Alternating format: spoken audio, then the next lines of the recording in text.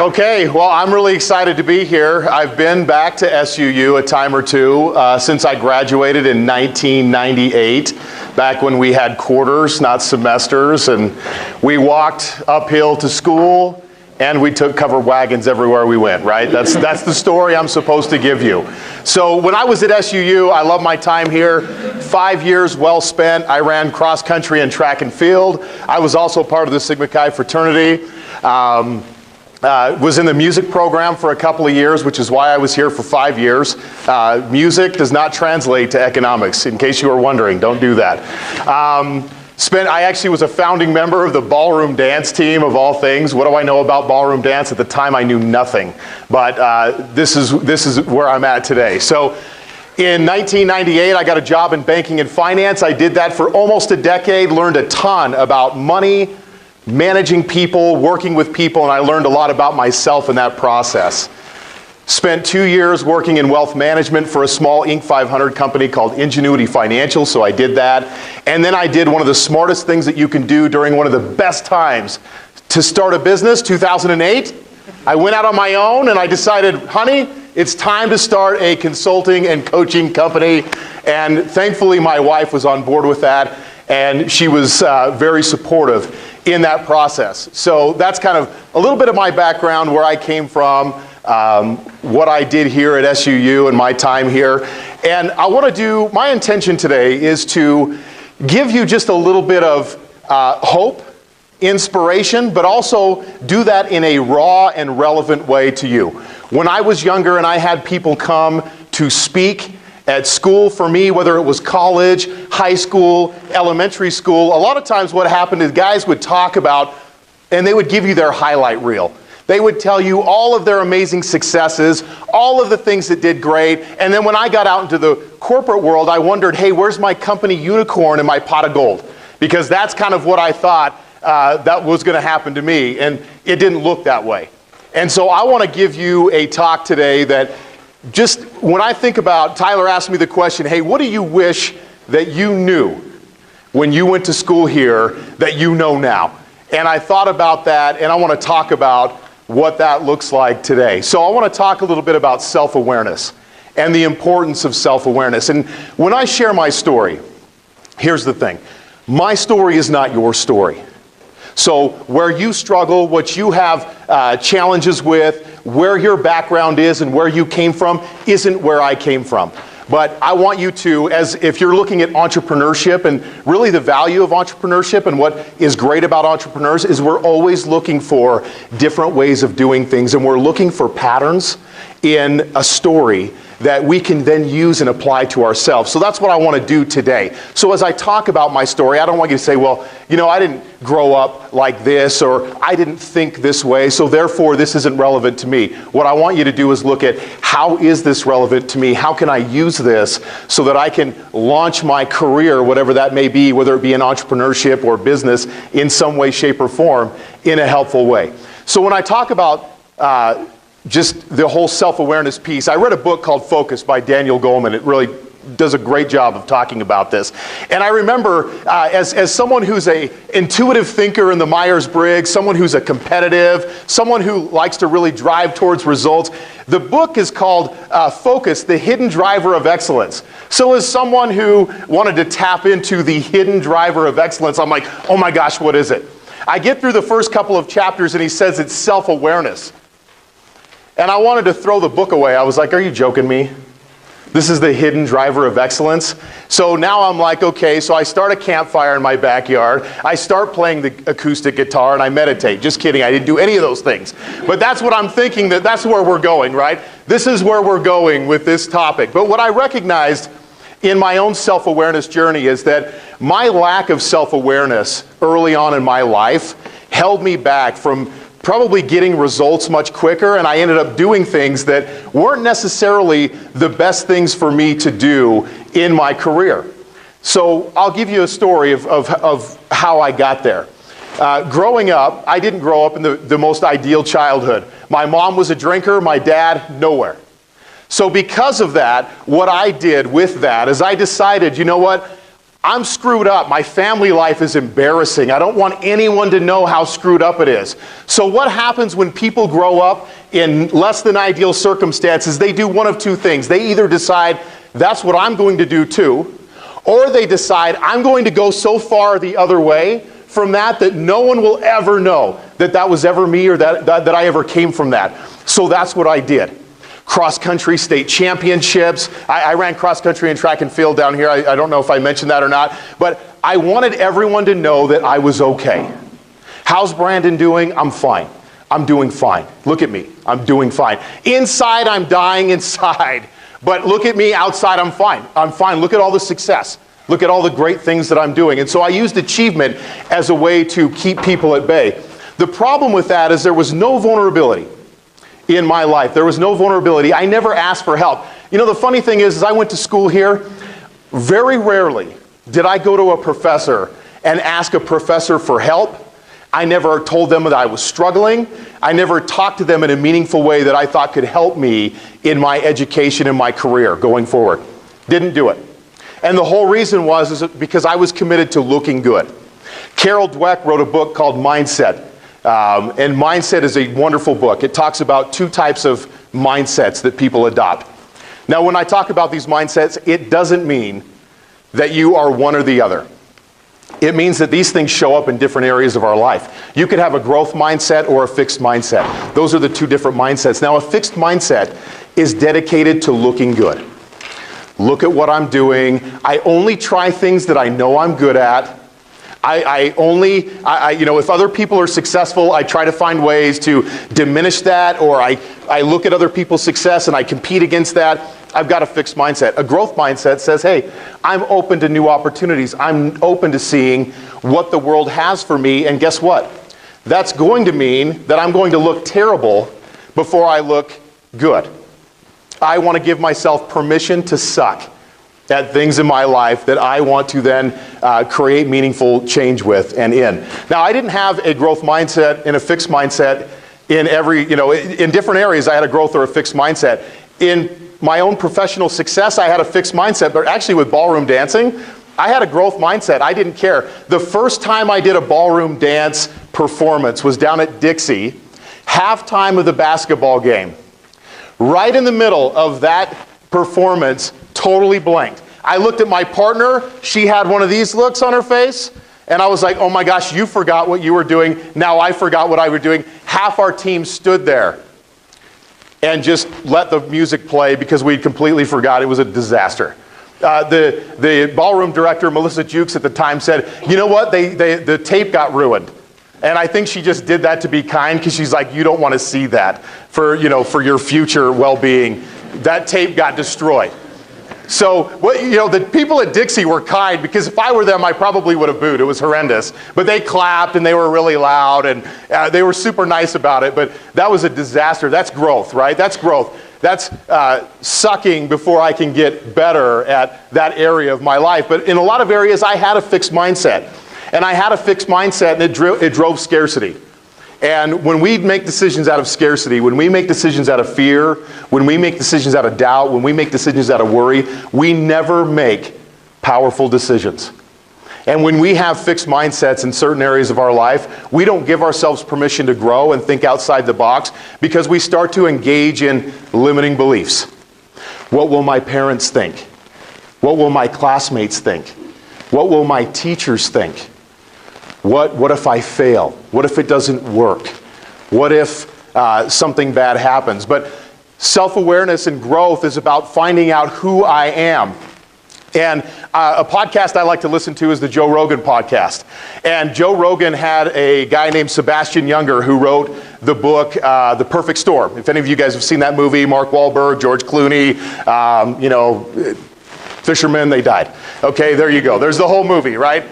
Perfect Storm, kind of depressing, but there you go. And he wrote this book, and he was on the podcast, and he said, the problem with today's society is we've tried to remove suffering and hardship from society. But the reality is that suffering and hardship is where we discover who we are and how we create value for the world. And if you think about all the amazing things that have been created and happened, a lot of times they've been created and they've happened out of suffering and hardship. But we get fearful about suffering and hardship. We get into scarcity around that. And the reason why I bring this up is, here's the thing. I told you I worked for 10 years in the corporate world, but here's what I didn't tell you. When I quit the company, one of my employees came up to me, and I'd had reasonable success in the corporate world. And I say reasonable success, and I'll tell you why. When I left the company, one of my employees came up to me and they said, "Oh my gosh, Brandon, I can't believe you're quitting. Man, you seem so dedicated." They're like, "Hey, when did you think about quitting?" And I said, 2 months. And he said, "Oh, 2 months ago you thought about quitting?" I know. When I'd been with the company for 2 months. I'd been with the company for 2 months. I thought about quitting. I thought, this isn't the job for me. I stayed for 10 years. Monday was the worst day of my life. Friday was the best day of my life in an irrational way, right? I mean, I've got the six-pack in the driver's seat or in the passenger seat. I'm driving home as fast as I can. I have an irrational excitement about what my work week looks like. And I'll tell you this right now. If you live your life where Monday is the worst day of your life and Friday is the best day of your life because of the work that you do, you are living a life that you don't need to live. You don't. And here's the thing. Lots of people live this way. We get out there because we commit to the scarcity, we commit to the fear, and we decide, you know what, I'm going to play it safe. And that's what I did. 2 months within the company, I thought, you know what, this is not my gig. It's not my deal. I stayed because I thought, you know what, if I just get promoted and grow in the responsibility, I'll be happy, right? It's the common fallacy. If I just have something, then I'll be happy. If this thing happens, then I'll be happy over here. Here's the fallacy in that. Over 10 years of getting promoted and growing with the company and doing that, all I did was grow more responsibility of things that I hated doing. Think about the fallacy in that thought process. I grew the responsibility of things that I actually didn't enjoy doing in the first place. But now I just had more responsibility of it. Now I got paid more and that's fine. But the problem was it didn't satisfy me. It was not satisfaction. Now I'm not saying that my work in the corporate world wasn't valuable and I didn't learn a lot, because I did. I learned a lot about motivation. I learned a lot about how to build teams. I learned a lot about myself, where I'm great as a leader and where I struggle as a leader. And I really worked on improving those things. I learned a lot about sales, selling myself, marketing, the confidence to do so.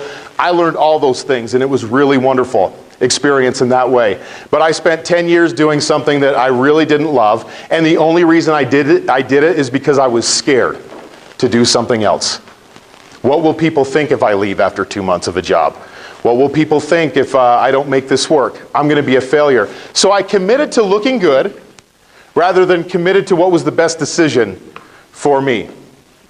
And it was all out of self-awareness. So after 10 years of the corporate world, I got a call from a fellow SUU alumni, and he said, "Hey, I heard you were looking for something new. I would love it if you came here and worked with me." So I went to work for a company called Ingenuity. We were an Inc. 500 company. And he asked me a question. He said, "Hey, what are you great at?"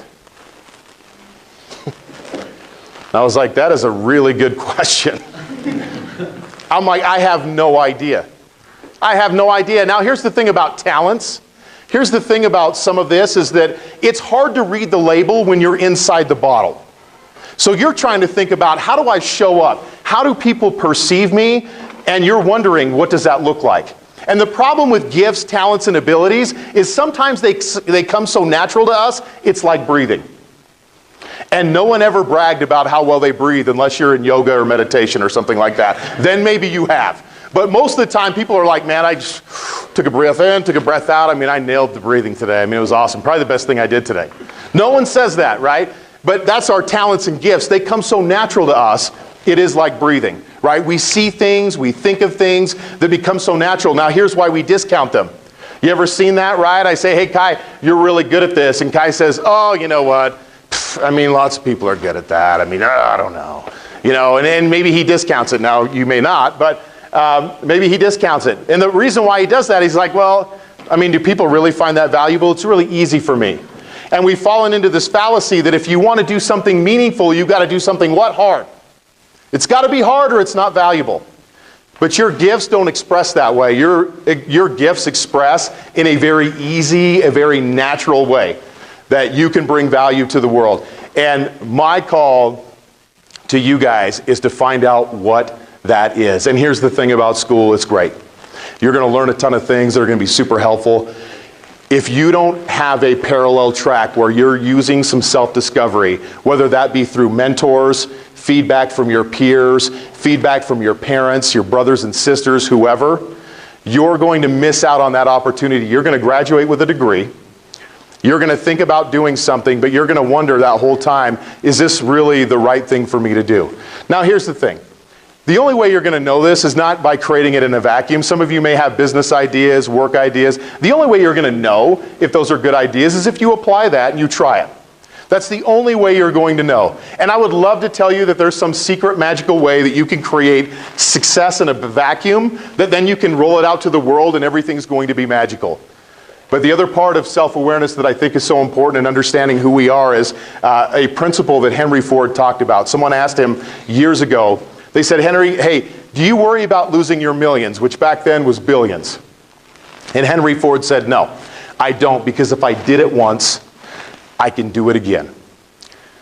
The only way that you can talk like that or think like that is if you know crystal clear how you create value in the world. That's the only way. Because then I don't play to lose, I don't play not to lose, I play to win. I don't hold on to things that I shouldn't hold on to. I let go of those things that are appropriate so that I can reach that next pinnacle of success in whatever it is that looks like. And here's the thing that is always shocking, right? And the great business philosopher Mike Tyson said that everyone has a plan until you get punched in the face. And that's what happened to me. Everyone has a plan until you get punched in the face. So here's the cool thing. I used to work for an Inc. 500 company. I was the COO of this Inc. 500 company. It was so awesome. Helped the owner of that business become a New York Times bestseller with a book that he had wrote. Really great. 2008 was a disaster if you were invested in real estate, and we were all heavily invested in real estate. So I'm the COO of this company. I've got skin in the game. I've got tens and hundreds of thousands of dollars invested in this company. In the span of about 6 months, it's all gone. So I told you I decided to start a business, but you know what? It wasn't necessarily my choice, and sometimes that's how the world works. I had thought about starting a business for years and years and years, and I got forced into that because I came home one day in November, not too short before Thanksgiving, right in the holiday season, everyone's happy. I had to look at my wife in the eye and say, hey, that company we're a part of, it's gone. You're looking at a guy that doesn't have a job, unemployed for the first time. Now I'm really scared. Now I'm really fearful about, okay, now I always had to look good. What do I say now? That was the day I had to decide, am I going to be real and really dig into real things and have real talk? Or am I going to be defined by these outcomes that happen, good or bad? I had to make a decision in that moment. So I decided, hey, 2008, terrible time to start a business, but I'm like, it's now or never. I might as well do it. Because I can do one of two things. I can be unemployed for months while I look for another C-level job, or I can start at the ground floor with a corporation and start all over again. And I was unwilling to do either one of those things. So I decided to start a business. I decided, okay, what is it that I do best? Now here's the funny thing about talking today. To just give you an idea of how clueless I was to my own gifts, my own talents, my own abilities. Someone asked me in 2008 if I would come speak for a group of people. And I said, you know what? I'm not a speaker. Not doing it. That's for other people. It's not for me. Now, I don't know that I really believed that, but I'll tell you what I did believe. Speaking requires a level of vulnerability and making yourself known if you want to be great about it that I was unwilling to participate in. I was absolutely unwilling to say, hey, this is me. This is where I've learned some things. This is where I've been challenged in some things. That requires, it's vulnerable to stand up in front of a room. As some of you who have probably done this know, you've got to have a level of vulnerability. I was unwilling to do that. I was unwilling to get real with who I was and what I had been through up to this point, to share that. I didn't want to do it, so I didn't. But over time, I had really dove into my own discovery. I started asking people, hey, what is it that I do that is valuable for you? How do I create value? What do you think I'm great at? And I didn't want to say this in a way that was like, I'm fishing for compliments. Like, hey, what do you think I'm great at, man? Right? We've been friends for a while. What am I good at, right? You know, and some of the feedback was helpful. You know, some of it's not so helpful. But, you know, some people gave me gifts where I'm like, I don't know if I can really make a business out of that. Let's skip that. That might kill me. Whatever that is, right? So I go through this process of discovery while I'm running this business. And I realize that, look, if you start a business, here's the thing. There's always resistance. Stephen Pressfield wrote a great book called The War of Art. And he talks about the resistance. And the resistance is real. So you guys are going to get excited about things. You get a degree. You go out there. The world just says, smacks you down. And then you got to be like, whoa, whoa, I thought this was a great path. I thought we were doing great things. And there's always that resistance that comes out there. So here we are 2-3 years into the business, and I'm like, man, I don't know. I don't even know. This isn't working. I'm struggling to make ends meet. The worst part is my water got shut off. And so I'm going through this, and my wife calls me and says, hey, the water's not working. And I'm like, oh, man, that's unfortunate. I'm like, I wonder why that is happening. You know, like, you know, I know why. And I'm like, you know what? We don't have any money. I had to call my dad, and I call my dad, and I say, hey, I need $140. I need to get my water turned on. My dad was like, he got quiet, and I thought, oh my gosh, here comes judgment and condemnation, right? Like, here comes shame. And my dad didn't do any of those things. He said, you know what? You never ask us for help. You calling me tells me that you need it, and I'm going to help you. So he helps me get my water turned back on, and I start interviewing for jobs. I thought, I can't make this work. I can't take care of my family. This is too stressful. I have 4 kids. We don't have water, for goodness sakes. I can't provide for basic. What am I going to do? And just right there in that moment, I get a phone call. I'm going to church. I park in the church parking lot. I get a call from a friend of mine. I thought, well, that's really weird that he's calling me. I take this phone call, and he said, hey. He's like, are you still interested in building this coaching program? Are you still working on this? And I said, yeah, I am. You know, it's going kind of slow, but yeah, I am. He's like, hey, I got 4 people I want you to work with. Hey, is it okay if I pay you like $1,000 per client to work with them over the next couple of months? And I tried to play it cool, right? I was like, well, I guess, but you know, my water just got turned on, so I was like, I was trying not to sound like super like eager about it, like yeah, you know, yeah, I'll take it, you know. But I was like, oh my gosh, and that one thing switched things for me, right? I was right here. I was out of it. I'm out. I'm done. And that one phone call from that one relationship changed things for me. And the trajectory, look, it was still rough, right? And here's the thing about success, right? You guys have seen this, right? Success, what people think it looks like, but then it's like,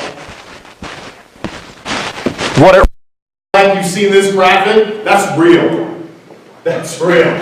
Success isn't linear. It's not exponential. It's not a straight line. There's a lot of things, and this is the exciting thing I think about entrepreneurship and business in general, is it requires a lot of going back to the drawing board and figuring out what works, what doesn't, and really being reborn in that. And the more I dive into the self-discovery process, the more I've recognized how I create value for other people, and the more our business has done great. Now we're almost in business 10 years, and we're pretty excited about that. We've learned about, hey, we used to do one-off consulting and coaching. We started to create recurring revenue models. All these things to help flatten out. How do we flatten out that certainty? Because our business when we first started was we hunt, we kill, we eat.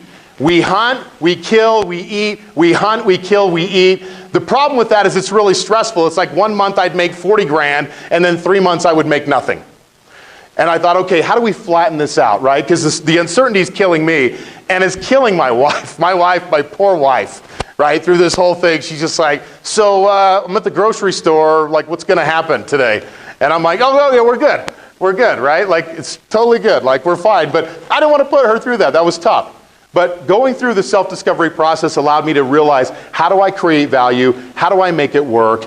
And I started getting better at asking for help, building a team around me, and I started saying no to the things that weren't helpful and that didn't align with who I was and what my values were, which is really difficult because one time I said no to a $10,000 check. But when I did that, something shifted for me because I didn't take the money just for the money. And sometimes we'll do that. We're like, okay, the money's right in front of me, but I didn't want to step over dollars to pick up dimes. And that's what I was doing. And we have to be careful with that as business owners. I don't want to step over dollars to pick up dimes because I'm so rooted in scarcity that I think the short-term play is the right play, but it keeps me from the long-term game. And I've got to balance those two. I've got to be appropriate in balancing those two. How do I do it? And that is a challenge. That is something that we've learned. So when you think about who you are as a value creator in this world, you are valuable for who you are, not for what you do. And don't ever forget that. You are valuable for who you are, not for what you do. Some of you may go on to become accountants, but I'll tell you what, your purpose in life is not to be an accountant. Being an accountant is just one way that you express who you are and what you're great at. But that could translate into many different things, and I'll give you an example of what that looks like. For me, if someone asks me what's my purpose, I tell them, I am a person of deep curiosity. That's my purpose. Now, how does that show up? How do I express that? I do that in one-on-one coaching, asking good clients to understand where they're coming from, to get to the bottom of where are they really challenged and what's keeping them from getting to the next level. I do that in a workshop format where I ask participants to share and talk about how they are challenged and what's next for them. And we take them through a series of exercises that help them uncover blind spots and challenges in their business so that they can move forward. I do that through my podcast. I do that through writing. I do that through teaching. That is how I express that. And I can do that in a lot of different ways. But here's the thing. I don't go through the squiggly lines. I don't go through the uncertainty in my family life. I don't go through that if I don't understand who I am, how I create value, and make a commitment to that purpose. And during 2008, I saw a lot of extraordinary people lose a lot of money during that time in real estate, and it was devastating for people. And I saw the people who were committed to purpose and who understood how they created value, they got through that. Not to say that it wasn't challenging, because it was, but they got through that. The people who struggled were the people who were just looking for a paycheck. They were looking for external things to validate them. That became very tough. And in this world, we're not always going to get that external validation that we're looking for, and we've got to look for where we're at internally and how we create value. So as you're thinking about self-awareness, recognize that you're valuable for who you are, not for what you do. And this is the thing. We live in a world where it's on demand. Everyone's got requests. Everyone wants something from you. And here's the thing about purpose. No one cares about your purpose. Okay? No one cares about it. So it's not like, okay, it's not like, Dakota decides that he has his purpose, but there's this garbage that needs to be taken out. And I see Dakota taking it out, I'm like, oh, what are you doing, man? That's not your purpose. Hey, just sit back, man. Work in your purpose, I'll get it.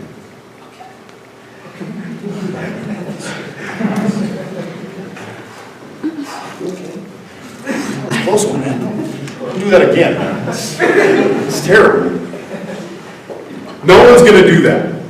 No one cares. If I don't fight for how I create value and who I am, no one's going to do that for me. So remember that. No one cares. So that means I've got to get good at saying no. But when we're not good at saying no, it's because we want to make people happy, which is great, right? But am I trying to make people happy or am I trying to serve? Because those aren't the same thing, right? Let's say, what is your name? Bracken.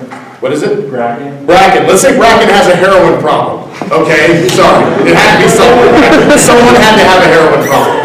Okay? So Bracken has a heroin problem, and I'm worried about Bracken. And Bracken comes to me and says, hey, Brandon, a little short on cash, man. Need some help. And I say, to make Bracken happy, here you go, man. You're so happy, right? Like, more heroin, here we go. But that's not serving him. If I want to be a friend to him, I might say, hey, listen, I'm not doing it. Everyone's bad for you, man. Didn't you learn that in grade school? It's terrible for you. Don't do it, right? So I'm going to serve him. Now that's an extreme example, but you get the idea, right?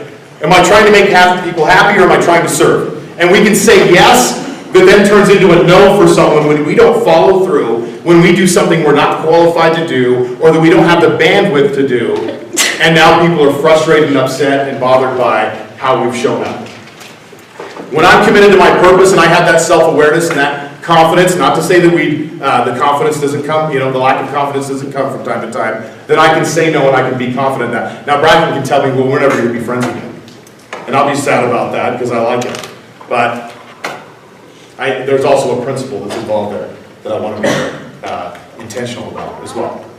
So, no one cares about your purpose. You've got to care about that. You've got to dig into that. And I wish someone would have talked to me about that and said, hey, Brandon, it's okay to not know all the answers. It's okay to not be the smartest person in the room, and by God, you shouldn't be. You should always be looking for people who are smarter than you that I can learn from and grow from. Ask good questions. If you don't understand something, dive into that. Make alliances. Talk with people. Some of the most profound and productive relationships in my life came on this campus. Still today. My most productive, profound, useful relationships came right here at SUU. The problem was it took me forever to tap into that and really work in a meaningful way with people that I've known for a long time and were just awesome value creators. So think about that. And just understand that with self-awareness and why purpose is important is that even successful people have doubts, even successful people have fears. I got done doing a workshop this last weekend on building relationships, team relationships in the organization. My self-talk when I came home, that sucked. That was terrible. Everyone hated it.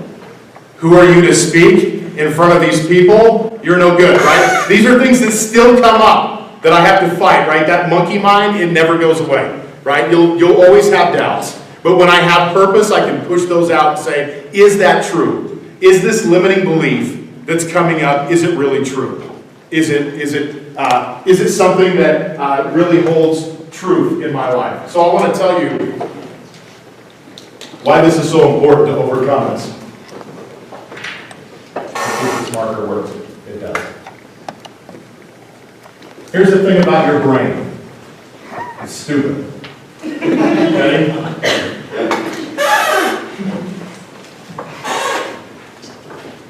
And I'll tell you why it's stupid. Not because you're stupid. Okay? I said your brain is stupid. Some of you are like, well, that's offensive. Okay? You're not stupid. But our brain is stupid. Because if I tell it something, my brain has no choice but to search for evidence that that belief is true. If you tell yourself you're not smart, if you tell yourself you're not valuable, any lie that you tell yourself, your brain will look for evidence to support that that lie is true.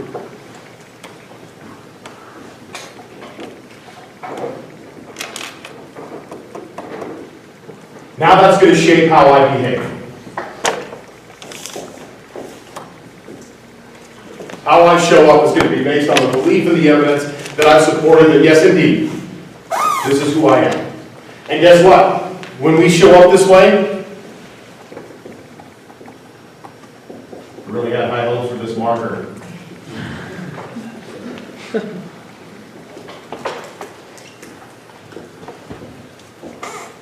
It shapes how other people behave as well.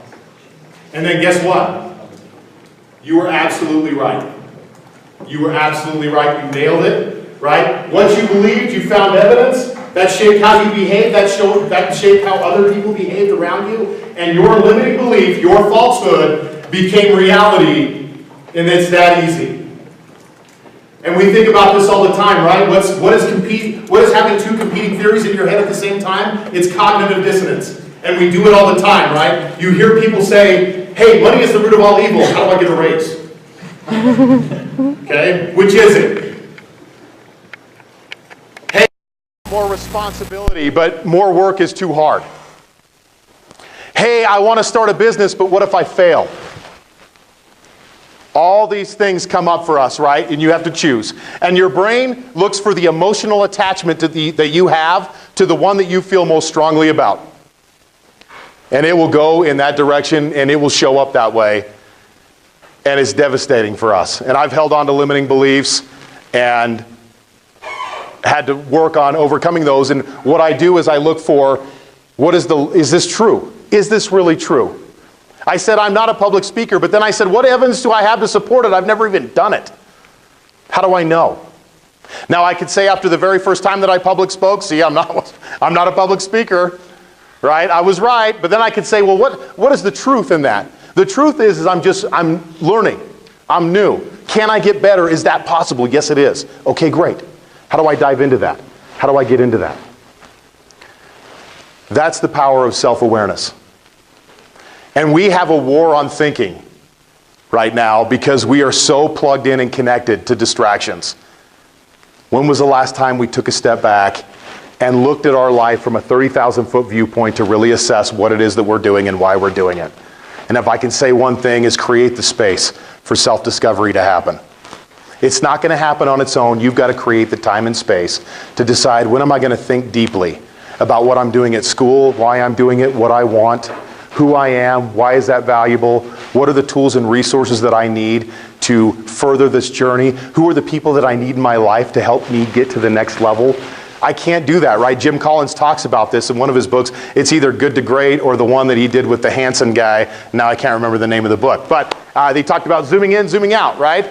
I need to zoom in, do the work, but I've also got to zoom out, right? And this is important in business. I've got to zoom out and look at the landscape of what's going on, because I don't want to always be in the forest, right? Sometimes I've got to step back, I got to look at the forest.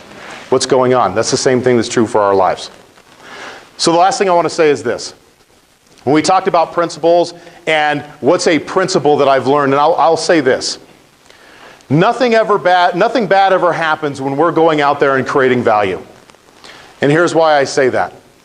As a springboard for self-awareness and to work with people, it sounds really easy to say, hey, create value, of course, that's obvious. Well, I did a podcast interview and a guy asked me, he said, hey, is it your goal to live an extraordinary life? And I said, no, it's not. My goal is to create extraordinary value. Because if I create extraordinary value for others, I can feel good about whatever's showing up in my life at any given time. But when things go wrong, what do we tend to do? We start to focus inwardly. Oh my gosh, I'm doing so terrible. No one wants to work with me. No one wants to partner. No one's booking me for... We start to focus inward, right? And when we focus inward, it just perpetuates scarcity. We get into more fear, we get into more doubt. And if you get into those spaces where you have fear, where you have doubt, where you have worry, I'll just tell you, shift that focus outward and think about this one thing. Who can I create value for today? Who is it that I can create value for today? I can't control what other people do around me or all the circumstances in my life, right? We can have good processes that don't lead to good outcomes. We can have bad processes that don't lead to bad outcomes. We can't always control these things at the level that we want to, but I can control how I show up. I can control how outwardly focused I am for other people so that I'm always creating value. Always look at who you can create value for and what that looks like. I think that's so important, and we can't do that at the level that we could at the highest level if we're not self-aware, if we're not building that. And it sounds so simple, and I'll tell you what, about success. It's not about doing big things or grandiose things, right? We know these people that have these elaborate strategies, right? It's like, listen, you don't have to build the Death Star, right? We're not worried about that. Just do the little things today that then create that quantum leap later, right? We don't have to take a quantum leap to get quantum results. It's just little things done right every single day. That if you do those things and you commit to those disciplines, it's not sexy. It's not. It's not like, oh my gosh, that is so amazing. How did you ever think about that? Create value for others? I've never heard that before. No one's saying that. But it's funny how easy it is to get derailed from common sense and basic principles. Things that are fundamentals that we know to be true that just take us away from that success. So think about that as you guys move forward, whether it be in entrepreneurship, in business, in whatever shape or form, or whatever you decide to do. with your life. It's just the little things that create big wins. If you guys commit to that, it'll be tremendous. So I want to thank you guys and open it up for some Q&A. Yeah. So when you mentioned talking about your purpose and things like that, you mentioned, I think, a little bit about getting feedback from others. How do you develop, write out, kind of develop your purpose? The thing that I did was I read the book called Unique Ability by the Strategic Coach Group. It's by Catherine Nomura, Julia Waller, Stephanie Waller. And the book has one exercise. It's a form letter that you send to 8 to 10 people that are close to you that asks you, hey, what am I great at? I did that. I took Strengths Finders 2.0, Tom Rath, if you guys have heard of that. I did a Myers-Briggs, I did a Colby. I started just doing a lot of assessments to see how do I show up and what are the patterns that emerge. Then I took those patterns and I said, okay, how do I apply these things? And it was always going into the lab, right? I go into the lab, I try something, this works, but this doesn't. Let's take this out, keep this in, let's put something else in there, right? And so it was, and here's the thing that we get bogged down on, right? We're like, okay, I'll do this when I know this. And knowledge is important, but knowledge is one of the greatest procrastinators known to man, because people say, well, I don't know enough about that, therefore I won't do it. And so they use that knowledge because it sounds reasonable, right? Well, of course, if you're ignorant, you shouldn't do that, right? And we start to play the story forward. But the reality is sometimes the only way we're going to know is if we go out and do. So it's an equal mix of trying things. And then this is the problem that I had early on in my career. I wasn't tuned into my own feelings. Never once did I ask myself, why did I have this irrational desire to just drive things into the ground Friday night? And why was I dressed in black and acting like I was going to a funeral on Monday? It never occurred to me to maybe check in with myself and ask myself, why are you showing up this way? So I think being in tune with how we feel about certain things, what gives us momentum, what is exciting to us, what are things that are drudgery. When I look, and this is no disrespect to anyone who loves accounting or is into accounting, but when I write articles or I give talks about accounting, it's like a piece of me dies inside. Okay, now I recognize that accounting is just not my deal, right? And if it's your deal, that's totally awesome because we need you. Someone has to do my books, so I love it, right? I love all my accountants, I'll hug them, and we're all friends, right? But for me personally, it's just not for me. So I've had to recognize that, hey, I don't get joy. Like an article on management or leadership, I'll write that in 30 minutes.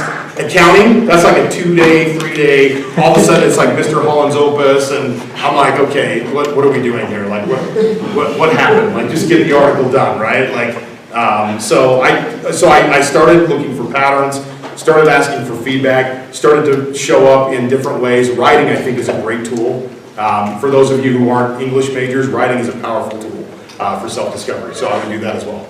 Yeah. When you talk about being rooted in scarcity, but also not overlooking opportunity, all those things come to you from different values. It's not always time or dime. Or what's like a quick order of operations, a model, or a process that you go through?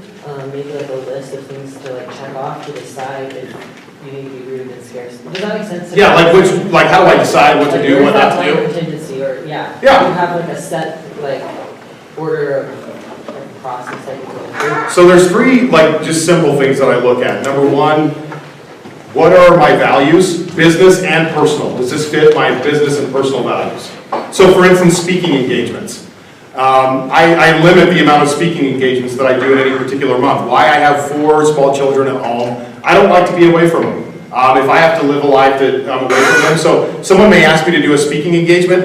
First thing is values. If it bumps up against the family value, we're done, right? We're already done. But then I look at my objectives. Every year I set objectives. These are things that I'm trying to accomplish. Top 5 things. Does it fit an objective? And then the last thing is budget. Can I afford it? Is it in the budget? Do we have room earmarked or set aside to do this? And we may say, look, it's a good idea, but maybe it's not a good idea right now. And so those are 3 things that I look at. And then I look at, is this something that I want to be doing, right? Does this fit who I am and what I do best? And here's the hard thing about as you grow and evolve into this whole process, is sometimes you have to die to good things to do better things. So right now in my own business, I'm going through this transition where I'm seeing less clients on a one-on-one basis because it's a low leverage activity to do things that are more high leverage, like speaking. I have all these speaking engagements that I turn down or that I can't handle because it's just me. So I'm like, what am I going to do with 100 more leads? I can't do anything with them. I'll cherry pick like 2 of them, and then the other 98, it's like, sorry, we never talked, right? That's a terrible way to do business, but I realized I'm in that spot, so I had to hire help so I could get them to start doing that. Now that's stuff I like doing, but it's not the best, highest serve value for where I'm at in business. So I also look at those kinds of things too. Where are we transitioning within our vision of the company? So it's a good question. Yeah. How do you establish credibility when starting your new business, aside from just saying I have 10 years of experience in this field? How do you make people, really learn what you suggest doing? Lying. I'm just kidding. I'm joking. Here's what I did to start. So here I am, I'm consulting, and I've helped run organizations, and I've had good success in the corporate world, but clients don't care about that. So I went to 3 business owners that I knew, and I said, will you let me help you for free? And in exchange for that free help, all I ask for is a testimonial that you tell other people and let me do a case study so that I can show proof of concept. And so, part of that is just getting people to take a chance, hoping that they don't ask really in-depth questions, right? How many clients have you worked with? Oh gosh, don't ask me that. Just things like that. I hope those things didn't come up, right? Because I knew I could help people, and I also gave people a guarantee. If it doesn't work, I'll give you your money back. And those were a couple things that helped me get my foot in the door, but that's what was really hard, right, is to establish credibility. So I started doing podcasting before it was even cool. So in 2008, podcasting was one of the first things that I did. So I started podcasting in 2008, and I started blogging. I blogged on my own site, so I just did a self-hosted, I went to WordPress.org, I bought hosting from HostMonster for like $9 a month. I did like simple scripts, I downloaded a web template, and I'm not a developer. I know just a little bit of code, just enough to break someone's website, really not enough to do anything helpful. And I just started kind of going through, and I built like just a really rough rudimentary template that I started doing articles on, and then I would get guests, I would try to be guests on other people's shows, guest blogging, article writing. Back then, you had like e-zine articles, all these types of things. I would try to get listed in directories just to drive traffic. And pretty soon we started to get traction with the podcast. I started to get some speaking engagements, and one thing led to another. I built strategic alliances with people that were in a tertiary business, something that was complementary, and I kind of helped them, build an alliance that way as well. So those are some of the things that I did to build credibility. We are running short on time. I want to present this to Brandon. Appreciation for just coming here. That's another word